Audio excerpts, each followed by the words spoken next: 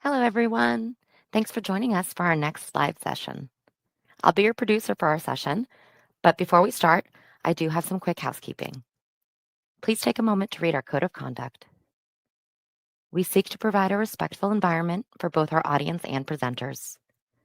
While we absolutely encourage engagement in the chat, we ask that you please be mindful of your commentary, remain professional and on topic. Keep an eye on that chat. We'll be dropping helpful links and checking for questions for our presenters to answer. Our session is being recorded. It will be available to view on demand right here on the Microsoft Reactor channel. With that, I'll turn it over to our speaker for today. Thanks for joining us. Hey there. Hello, Johan. How are you doing? I'm great. How about you, Armando? Doing great here in sunny California today. No rain. Hello, everybody who is watching. Good morning, good evening, good afternoon. It's great to be here in this series, right? We're going to reveal some topics that were presented at FabCon, right, Johan? Yeah, that we do. Nice. Fortunately, here in Norway, it's a bit colder than in sunny California, so. Not a surprise, huh? No. So yeah, we hope that you guys are going to benefit from this series. We have, like I said, a series of presentations coming up. This is the second one, I think.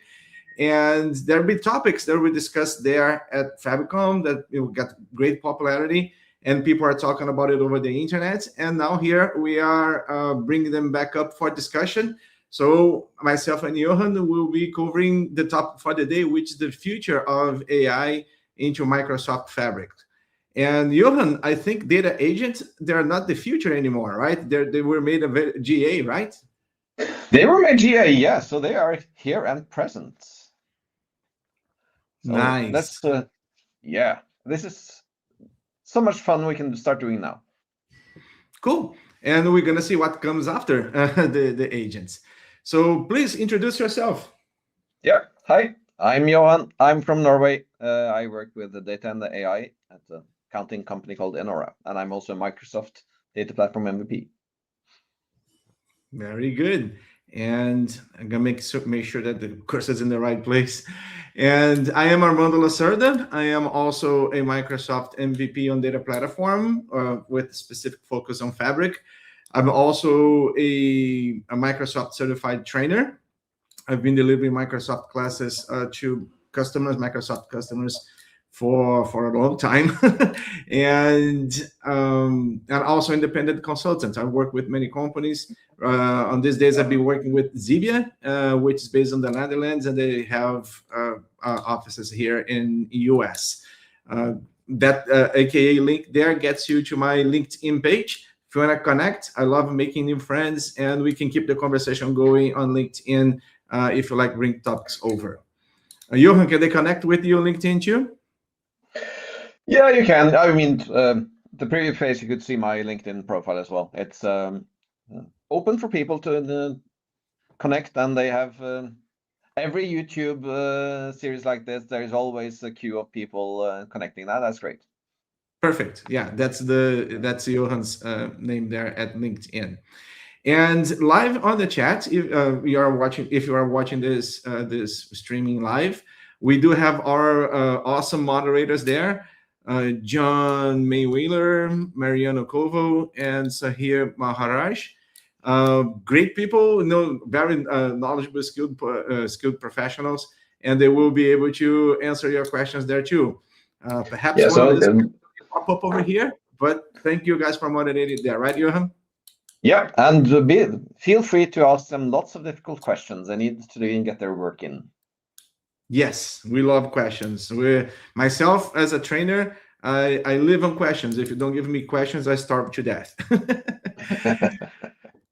So there we are. We had April 2nd. We have the first session there. Ours is our second one, and that's the lineup for the next sessions coming up once a week until the end of the month. And April the 30th, we have two of them, even nicer. Double-headed. That's the AKA link for you to share with your co-workers and friends so they can join us live, or they can go and watch the recording later. The good thing about the live one is you can ask questions on the spot. Johan, what is coming with 2027 in Atlanta? Well, the FabCon and SQLCon is coming back a bit earlier this time. I mean, it's March 8th till 12th. So you can register already, even though there's no agenda or anything yet. But I mean, it was sold out this year, so might be beneficial to get that early bird registration in. I hope it's not going to be as cold as it was this year, right? Oh God, no! I mean, I felt right at home, and that's quite. You're right. You felt right, just like at home. It was, the weather was weird for Atlanta, 20 degrees mid-March. But next year, 2027, it was a great event this year, and we are here because we were talking about echoing what happened in there. But the next year, we hope you can join us there. There will be one in Europe soon, right? Yeah, there is one in September in Barcelona, sunny Barcelona. Yeah, so here for the US people, we have that there. Barcelona is coming in September. Nice place to be in September, besides great content there. All right, we do. Microsoft also offers this Fabric Data Days event once a month, where they have awesome speakers coming in and talking about specific topics in Fabric. Please use that QR code to check the schedule, right? The sessions and the topics are coming up. I don't have quite on top of my head who is coming April 28th, but it's usually a very good one, right? So make sure you are tuned up in there. Absolutely. Johan, you want to talk about the Fabric user panel? Yeah, so this is quite new. Get your voice heard, activate or join and get your feedback into Microsoft. They will actively listen to your feedback. I mean, you are never guaranteed that your specific use case will be the one that they will take care of, but they will listen, and if it's something that will fit the agenda, they will actually also then implement. So make sure to join the Fabric user panel, be active, give feedback, because that improves the whole software solution or the whole experience for everyone. Yeah.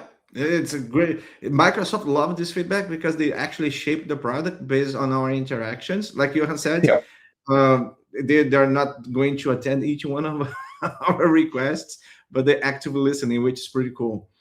And if you're new to Fabric, if you're new professionals join the Fabric community every day, every month, and Microsoft is really trying to tune up and hear from you guys who are joining the community just now or recently.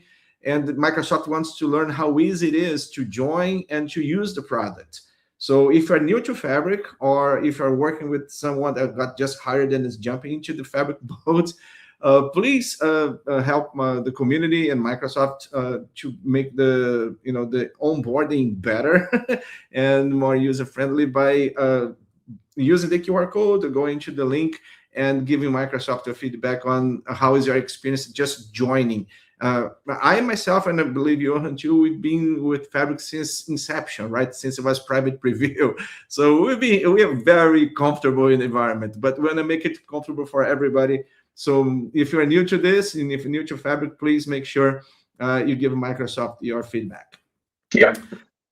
All right, so this is our agenda for today, right, Johan? We're going to talk about data agents. What's new in data agents, the architecture musings, data science, and the future roadmap, right? What's coming ahead. Is that right? Yeah, that's the plan for today. Well, let's jump into it. Talk to us about data agents. Yeah, so data agents is GA. As you said earlier, launched GA at FabCon. And it is a way for you to get that Q&A experience on top of your data. So it's placed on top of all the different workloads, all the different experiences. It talks with Copilot Studio. It integrates also well with AI Foundry. We'll look at how it can be experienced also in Microsoft 365. And of course, there is an MCP model context protocol. endpoints that you can use to then connect with third-party AI solutions as well. So it is a really powerful way of building a Q&A bot on top of, or agent on top of all the data that you have inside Fabric. Nice, I love it. Now, again, to help people who are just jumping in and perhaps jumping into the AI tooling, if the data agent was not there, I would have to go into Microsoft Fabric and write queries, right? Write a SQL query or write a Python script that would, work with the data for me and retrieve the data. The data agent, with the data agent, I don't have to know any of these languages, right? I can use the data agent to use natural languages. Is that the purpose of it? Am I right? Yeah, it's one of the purposes. I mean, and for me, who started using, I've been working with Power BI since 2015. I deployed the Q&A Power BI dashboards, which didn't work that well. I mean, there were some nice things about it, but it still wasn't really useful. This, though, the data agent will let you interact in a lot better way for everyone who's not. I mean, both people who are really into Power BI, but also people who just need to consume things. They can talk in natural language and they can query and ask. Yeah, because Q&A didn't have AI, was not backed by AI, and data No. agent is, right? It's based on LLM models. Great point. Yeah, so it's pervasive, right? You can use data agents to pretty much every data source inside Fabric, isn't it? Yeah, I mean, you don't have to use all of them. You can just either kick in a lakehouse, a warehouse, a semantic model using XMLA endpoints, or what's really cool if you're doing the ontology and the graph setting. I mean, graph is new though. So I mean, ontologies and graph really tie well together. So you can do business process mapping and then attach that to different kinds of data warehousing data, for instance, and then build your agents on top of that. So graph is new here, but they had a preview on ontology, and again, graph and ontology very closely tied together. Now you can also do agents on top of views and KQL functions. So it's really powerful, and of course, from an enterprise point of view, getting this to be enterprise ready, making sure that you can secure everything and respect the boundaries that you have. Now you also get logged all the prompts into Purview, so you can add audit and compliance and governance on top of that. So that's, I mean, it might not be cool as in for developers, but from a leader point of view, like I sometimes have to think about, yeah, it is important. So this layer down here is what people would call like the grounding data, is what the data agents is grounded on. Is that correct? Yep. Pretty So cool. that's the baseline, and then you combine everything into what they call Fabric IQ. So that's where you put on the contexts that the agent then can supply that it will lack if it hadn't. I mean, a human would have that context normally quite from the start, whereas an agent needs that context somehow, and that's where the Fabric IQ comes in. And then the agent uses all that and delivers output to you. So the Fabric IQ was announced back in November last year, right? At at Ignite. But these things here were announced at the FabCon, right? Yeah, and you just went through all of these new elements in here that they were announced there at the event. So there's some new terminology, right, coming up. Like you already mentioned, the ontology and the graph. Graph is kind of familiar to many data analysts and data engineers there, because we do have other graph supports in other databases. But ontology is not that popular, right? You want to shine some light here on the idea of ontology for our folks? Yeah. So ontology is a quite cool feature. It was announced. Or one version of it was announced back in Build last year, called the Digital Twin Builder. Digital Twin is, again, making virtual representation of a physical estate. So that's a digital twin. So you model either an airport, or you can model a plane, or you can model a building, or something else. But rebranding it as ontology, you also get that business process mapping in. So how do we onboard new customers? How do we handle invoicing? All these kind of things can be mapped out. So it's you define objects and connections, which is very graphy. I mean, nodes and edges, where an object can be, for instance, a pump, and a pump has some sort of a connection to either maintenance, and then a maintenance and have an object called a maintenance man, a repairman, or a pump can also have access to a building, and that building has then its own object, and so forth. So you map out this ontology. Again, it's also very much of a graph term. You map up the ontology either in search of a digital twin, or in search of a business process mapping instance, and then that ties together, and you can attach data objects, both reference data, but also then, for instance, real-time data into these, and that then empowers your data agent even more, because then it knows how to fetch data in which place and so forth. Yeah, and that's a perfect segue to the next slide, because it shows that the Fabric IQ is grounded on both the two types of data you just mentioned, right? Not just the historical data that we usually use for business intelligence and analytics and decisions, but also the operational data, right? This data coming from devices you just mentioned. They are usually isolated into the twins, like you mentioned, but now when they come together, past and present data, it becomes that ontology that you just explained. I loved your explanation. Pretty cool. So isn't it weird? Go ahead. Yeah, no, it's one of the things. I mean, Fabric IQ is so new; it's not even out of preview yet, but it has such a promise. I really like where it's going.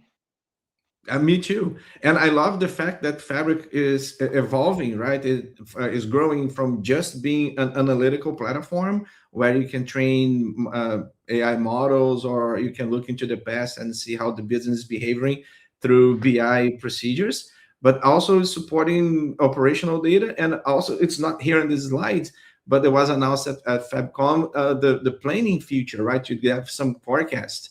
So in one platform, you can look at your data from past, present, and projected future, and have in one plate to do your business. And they all didn't they also launch the operational agents?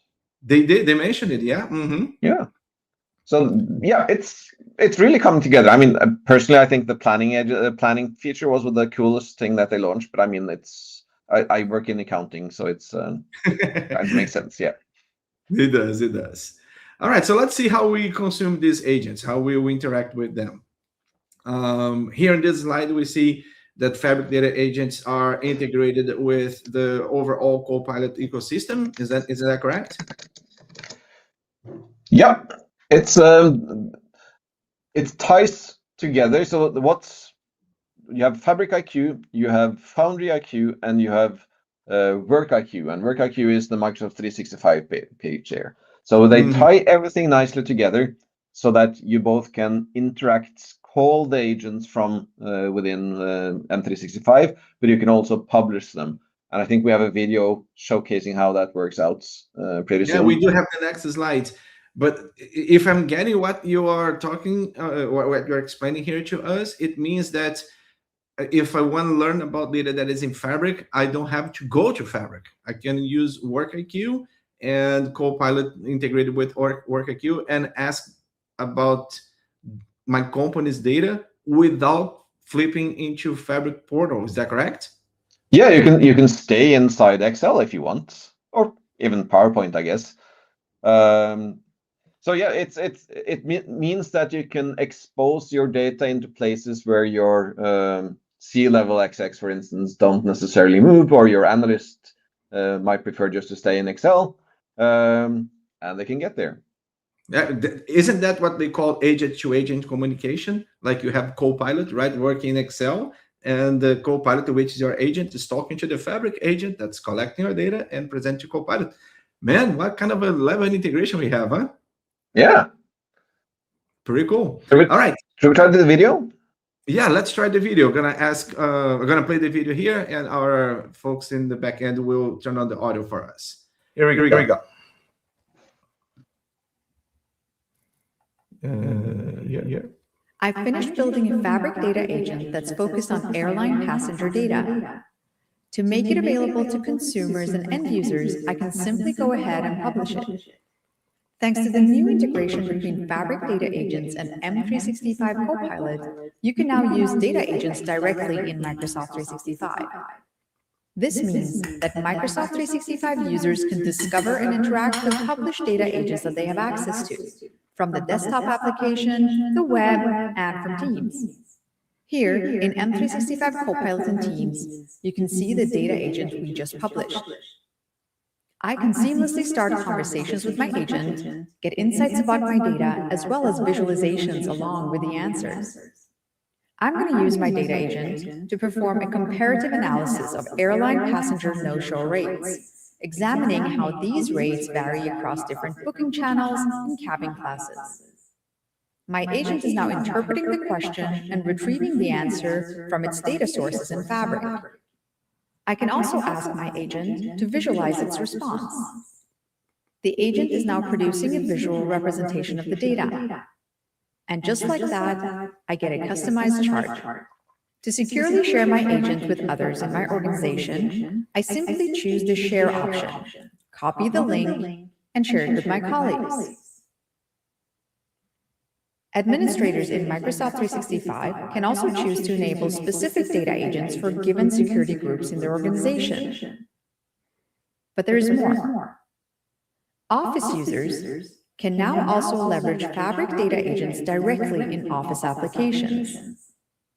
Here, I'm in Excel, and I can simply launch the Microsoft 365 Copilot pane. I can navigate to my data agent and start interacting. I can even leverage the responses and the charts directly in my spreadsheet. With the integration of Fabric data agents in Microsoft 365 Copilot, I can now connect my enterprise data in Fabric with the applications and productivity tools that I use every day.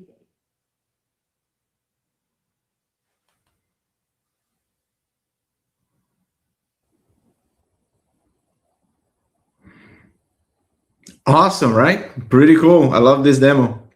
Yeah. Okay, let's move on here. Let's see if this... I finished building... Oops, sorry. There we are. All right, so Fabric Data Agent integration with Copilot Studio, we just saw that.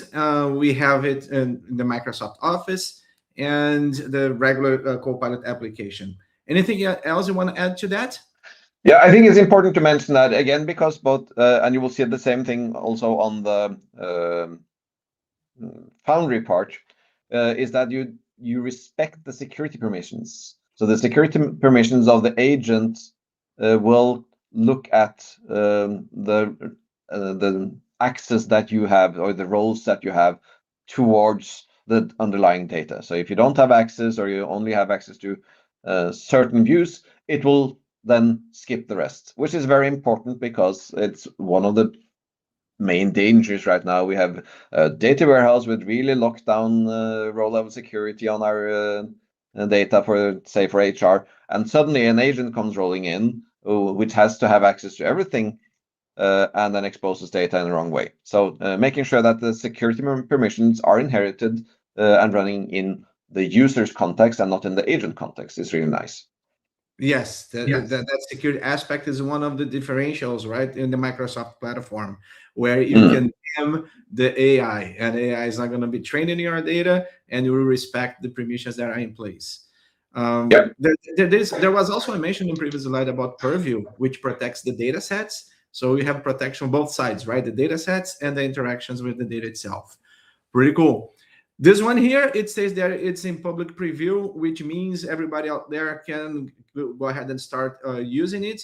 If you're not familiar with the terminology, when Microsoft says public preview, it means it's open for you, available to you to test it, to get familiar with it, but not ready for production yet. So you should not plan to, make that available for the wider audience, because it may change when it gets into public preview, when it gets into GA, which is now it's good to go. But you should go there and get familiarized with the feature, right, Johan? Yeah, but it's also important to remember that if you're looking for preview features, they might be hidden. There might be tenant level settings that haven't been enabled. True. So make sure that if you're testing something in preview and you don't see it, if you're not the admin yourself, ask the admin to turn it on if possible. Mm-hmm. So what is public preview here is not a data agent. Data agent is GA. The interaction Copilot Studio, the exchange of information agent to agent is what is in public preview. And the same goes for Azure. Actually, it's used to be named Azure AI Foundry. Now it's Microsoft AI Foundry, right? They keep changing names around. Is it even AI Foundry? I think it's just Foundry now. Again, yeah, it's hard to keep up with all the different naming. You're right. Mm-hmm. Yeah. So go ahead. No, sorry. Yeah. No, go ahead. I think our internet connection has a little bit of a second gap. Yeah. I mean, you're in California, I'm in Norway, so it's a slightly far distance to travel. Anyways, I know I was just saying that again, what enables this is both this direct integration, but it's also this Fabric IQ, Work IQ, Foundry IQ thing that helps build these connections and make it even more powerful. Yep. For the folks who are not that familiar with the Foundry, Microsoft Foundry, I think that's the current name, is where AI professionals go to develop very customized agents and ground data in other sources other than M365. So this is where the engineers go and do the things, where the hard thing can be accomplished, right? And go ahead.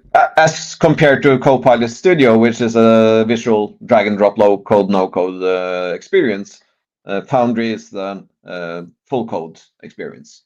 Exactly. So the point in here is, regardless how your company is implementing AI, the easy way or the more customized, powerful way, Fabric agent can connect to all of those things, and they can work together, right? All these agents can work together. There will be no isolation, and that is a great thing that was announced at FabCon. It was good to be there in person to see these things there. So again, inviting everybody to join if you can next year in Atlanta. And the other one is the connection to the MCP server. Kind of follows the same line, right? And the idea of the MCP server is to be the API for AI, isn't it? Yeah, it's the plan is that again, now we've integrated with both experiences in AI development inside, or generative AI experience inside code. Microsoft, if you have any third-party tools, Data IQ or something like that, you can now use the MCP server to actually build on the same experience. Yeah, like if you're a developer and you like to use Visual Studio or Visual Studio Code, you can actually connect Visual Studio or Visual Studio Code to Microsoft Fabric data agents and ask questions from that platform, because they use MCP protocols to talk to the agent. So, as long as you have permission, you have access to the data from anywhere, right? Yeah. Pretty cool. All right. So still on the same topic, right? In the data agents, what's new and what is coming up for data agents? What is going to be released next? It's in the pipeline. So GA for data agents, we already mentioned that. Very nice. Configure your data expert using. So here's the data here, right? The slide mentions, where is my laser point here?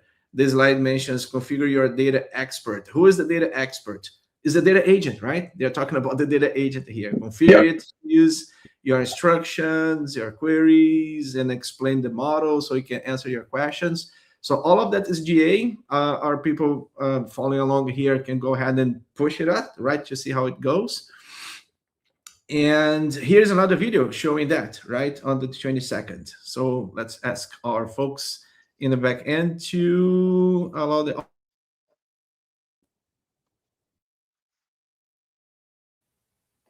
I'm an analyst at Zava, and I've built a data agent in Fabric called Zava Trade Expert. This agent connects information across multiple sources. One of the sources is an event house that tracks real-time customer activity. We've added a new capability that allows data agents to leverage KQL or SQL functions. This allows you to encapsulate complex logic in functions that the agent can call. This approach makes answers more reliable and easier to maintain. Next, I want to highlight Graph as a new data source supported in data agents. Here, I'm connecting the agent to our finance loan graph. What makes a graph powerful is that it captures rich relationships across entities. Here, you can see the nodes and edges in our graph source. Now, let's take a look at the agent configurations.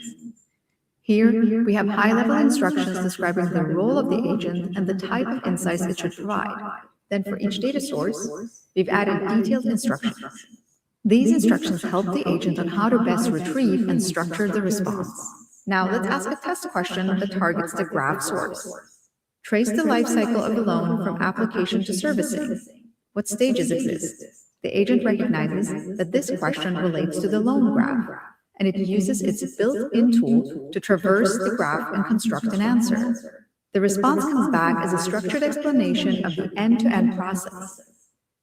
I've also added another source, a retail ontology. The value of an ontology is that it provides business context and meaning. So instead of reasoning only over raw data structures, the agent can interpret questions using the language of the business.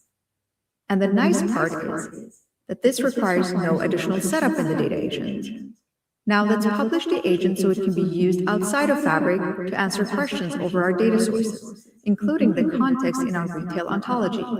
Once published, the Zava Trade Expert becomes available directly in Microsoft 365. I can simply select my data agent and start asking questions. Which regions have the most customers but the fewest stores? This question runs against the retail ontology, and the Fabric data agent returns a rich response explaining the regions where customer concentration is high, but store coverage is limited. The answer comes along a set of visualizations helping the user to better interpret insights. So with Fabric data agents, we can configure a domain expert, combining insights from a variety of data and knowledge sources.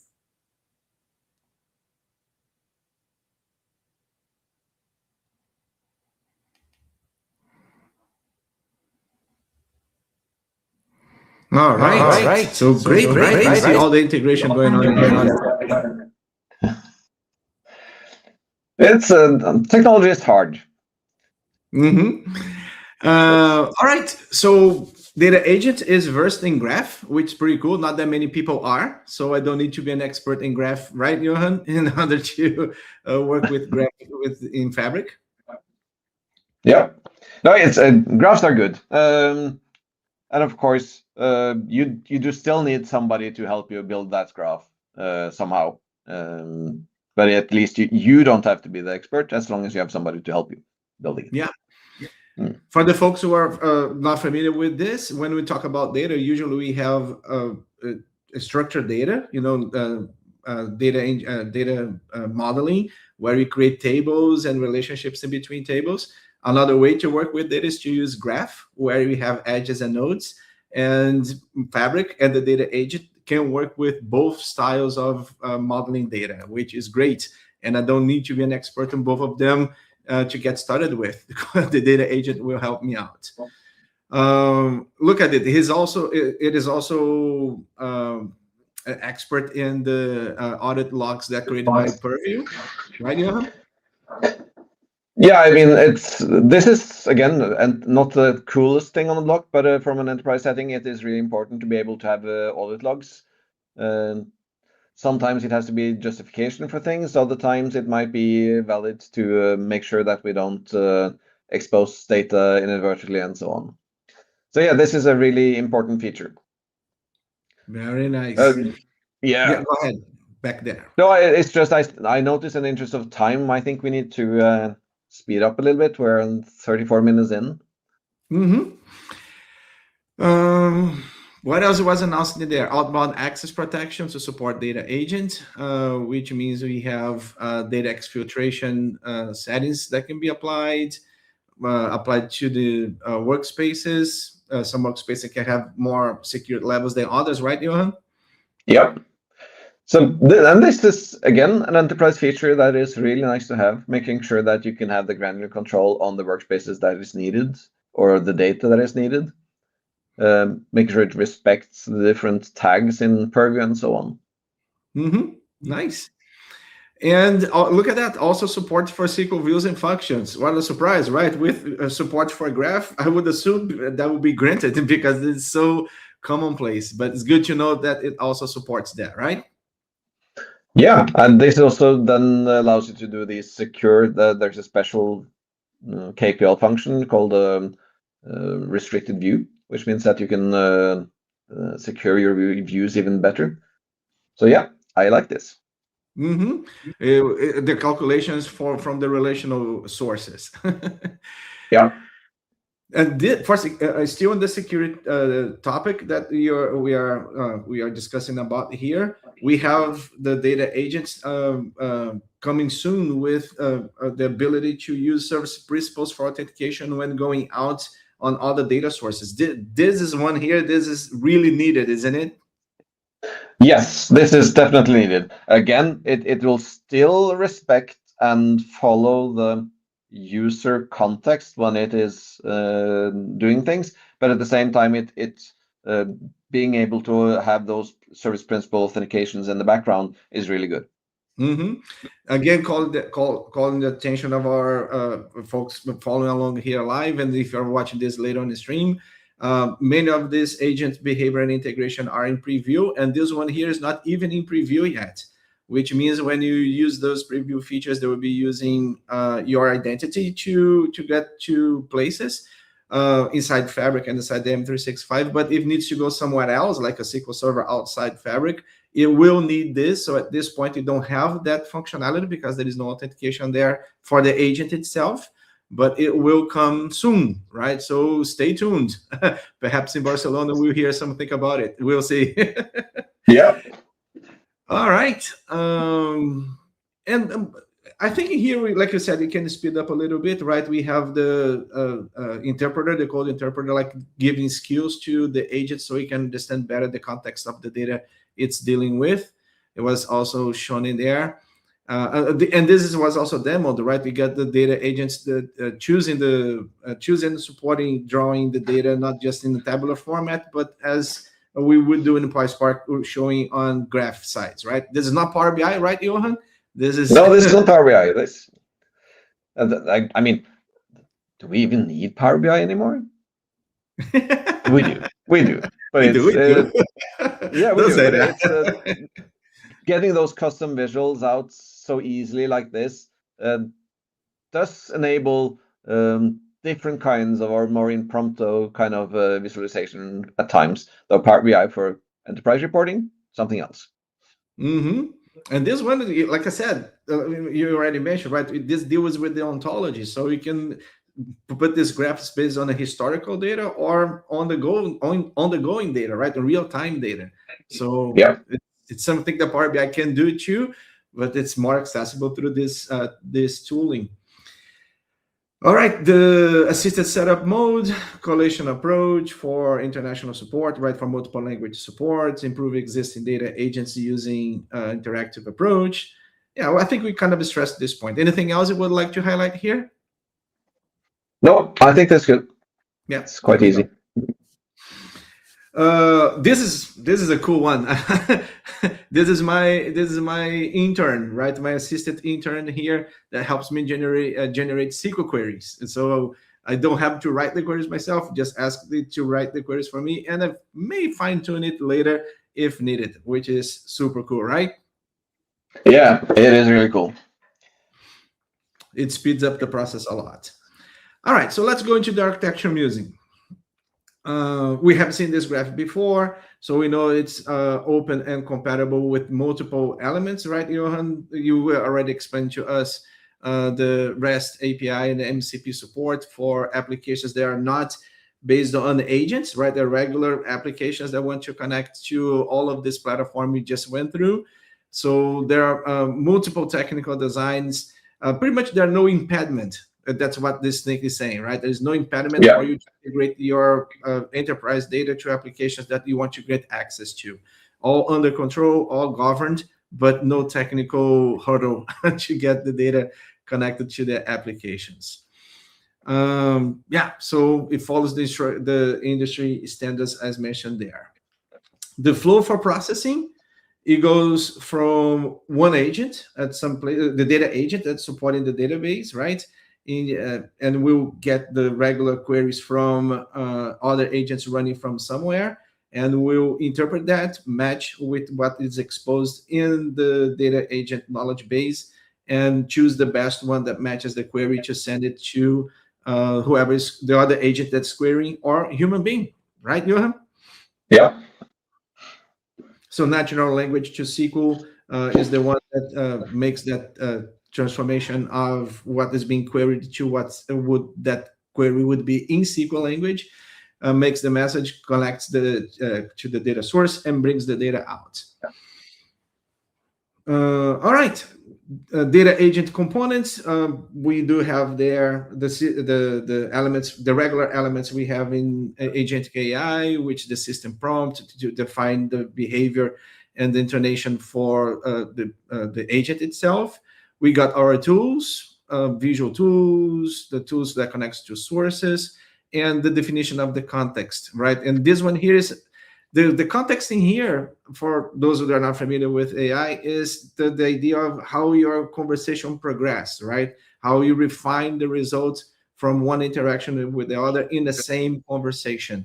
So the ideal is not to have a too long of a conversation. If it gets too long, it may lose precision. So we may want to work better on the system prompts to get the right context you need.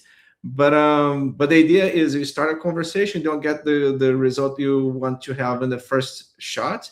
So you keep refining your conversation, refining not the prompt itself, right? Just keep the conversation going until you get to the result you need, right, Johan?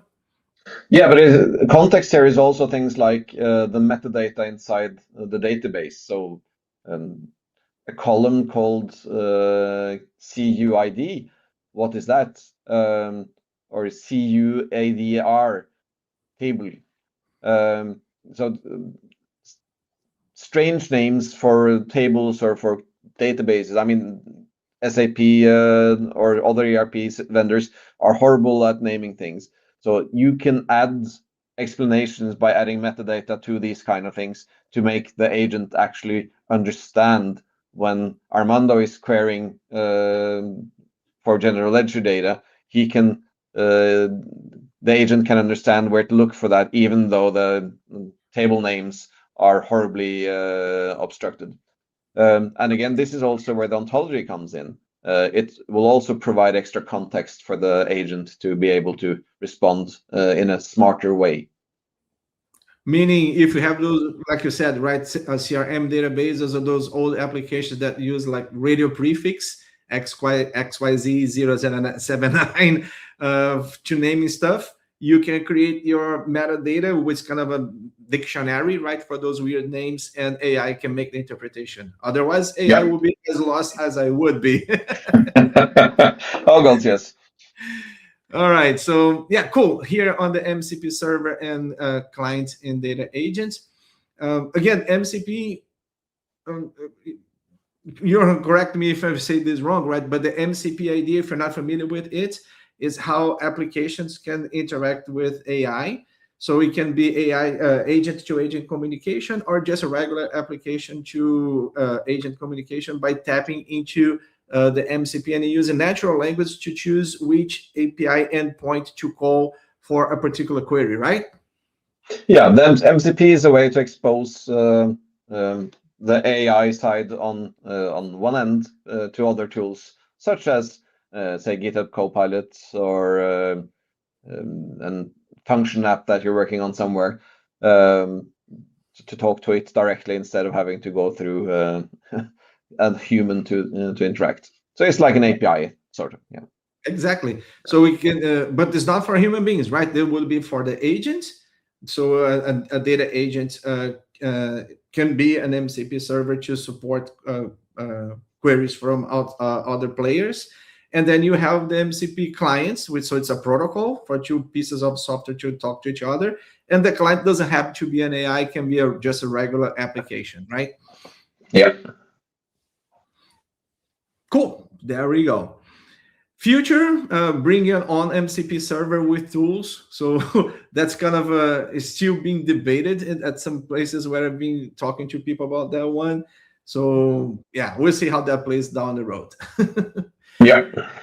So MCP for structured data, we do have MCP servers. So the bottom line here for those of you following along is if you need a particular service to interact with AI, that service needs to have an MCP on top of it. So now we have not just Fabric and what is inside Fabric, but we have that for SQL Server too, right, Johan? Yes. Well, I mean, they're enabling MCP servers all over the place, which is good because, again, if we need to have that agent-to-agent communication or app-to-app communication, sort of, you need those. So it's really nice that they're being enabled all over. Yeah. There is this quote here that they brought us from Peter, right, from OpenClaw, Peter Steinberg, that MCPs, they're kind of the command line communication, right, the gig communication in between the players in the back end, which kind of it's pretty cool. Yeah, but I mean, at the same time, not all of them should be like this quote. Yeah. Yeah, agreed. Because like in this slide here, right? What if we do a CLI call like this and we allow the agent to do this? That would be horrible, right? Yeah. There's still too much challenges around agent or AI agents to really just cut them loose.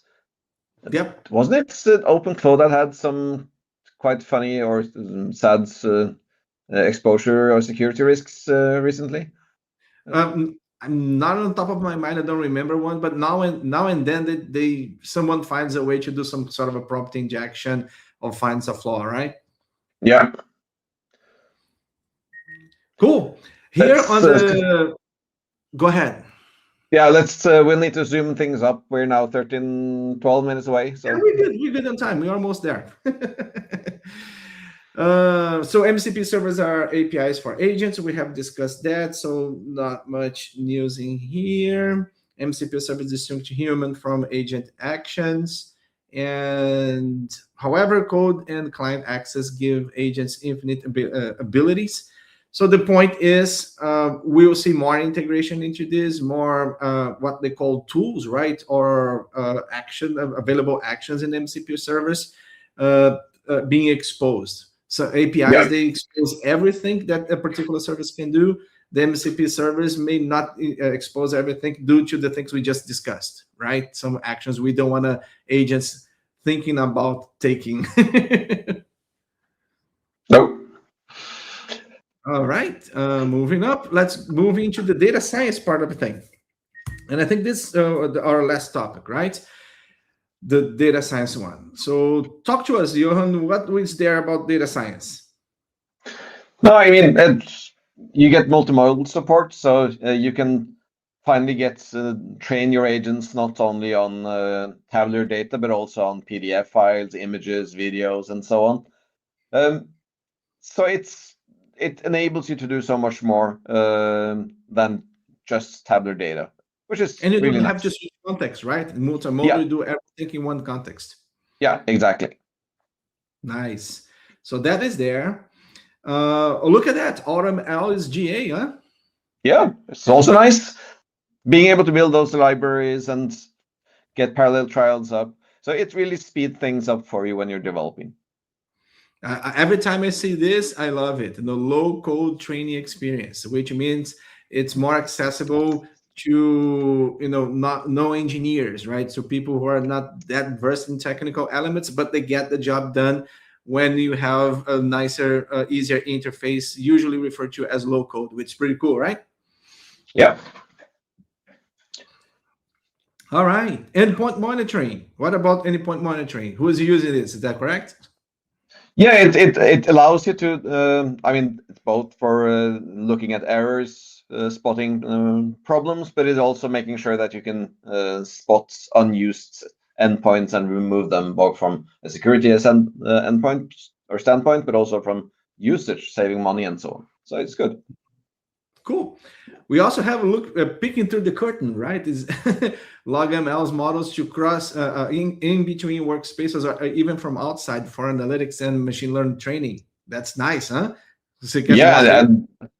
and being able to log that and gather that log at a central location. I mean, again, from an enterprise point of view, very good.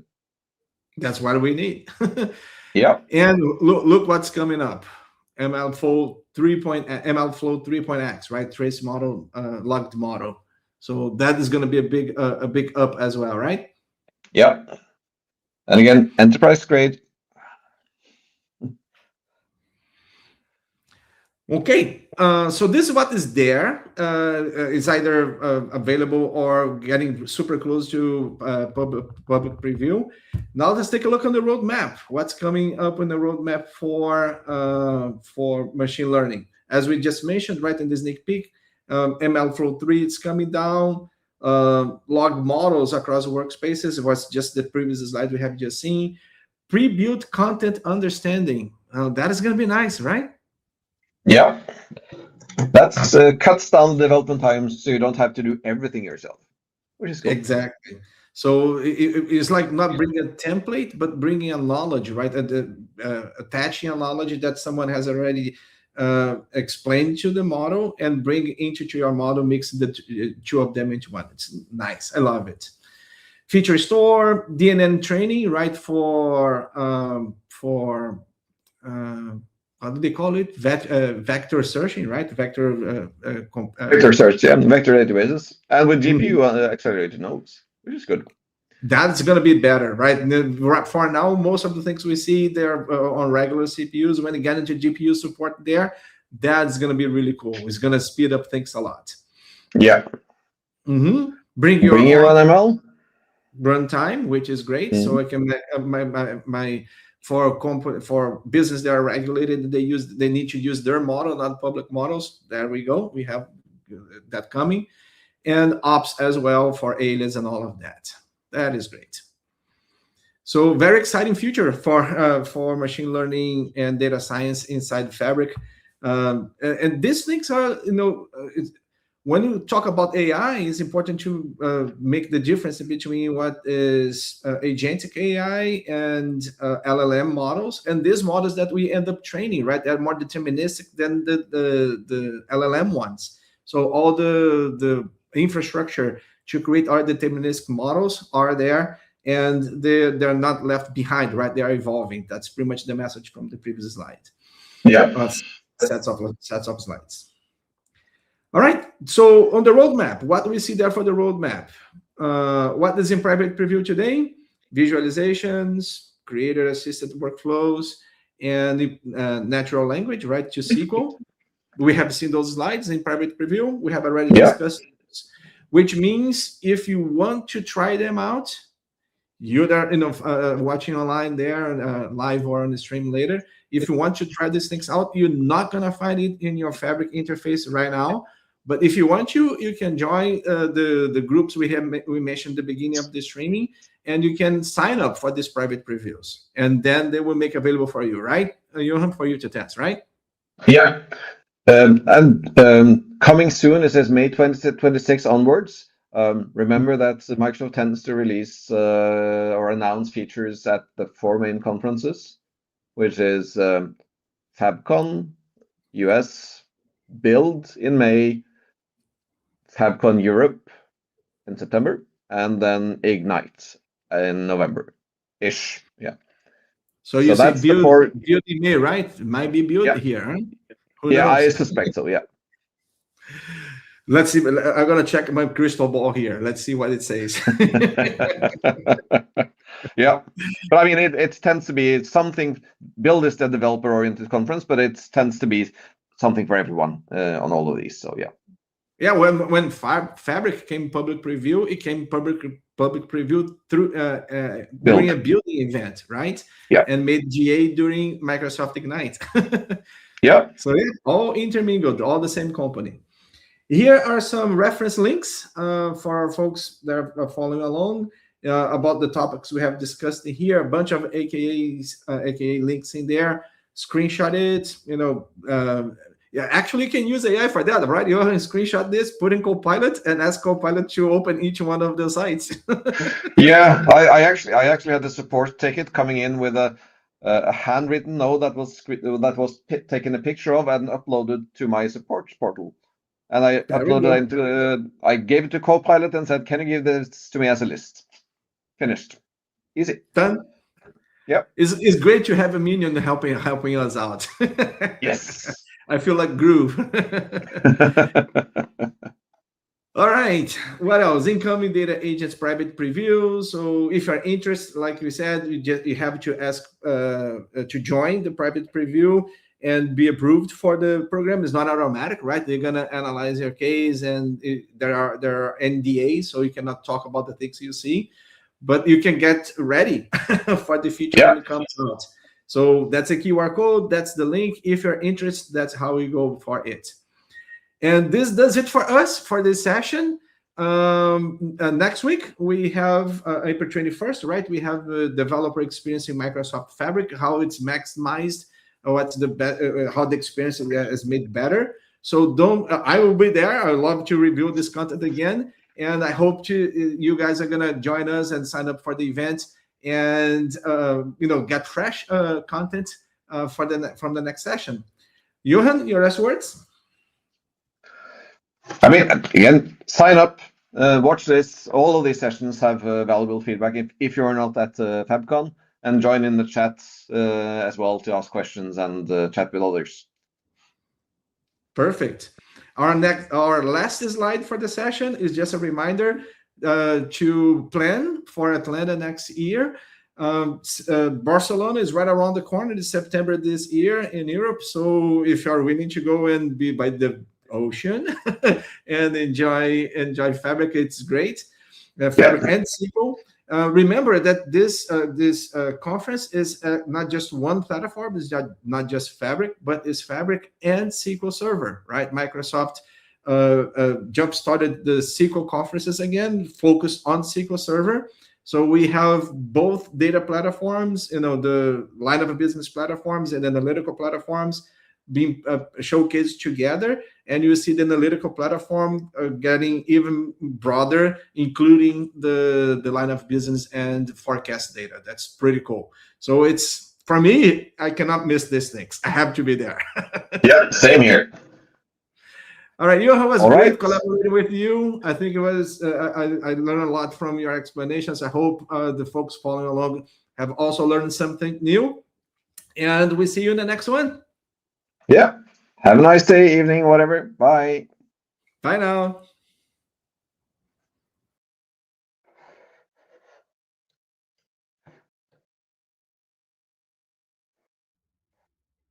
Thank you all for joining, and thanks again to our speakers. This session is a part of a series. To register for future shows and watch past episodes on demand, you can follow the link on the screen or in the chat. We're always looking to improve our sessions and your experience. If you have any feedback for us, we would love to hear what you have to say. You can find that link on the screen or in the chat. And we'll see you at the next one.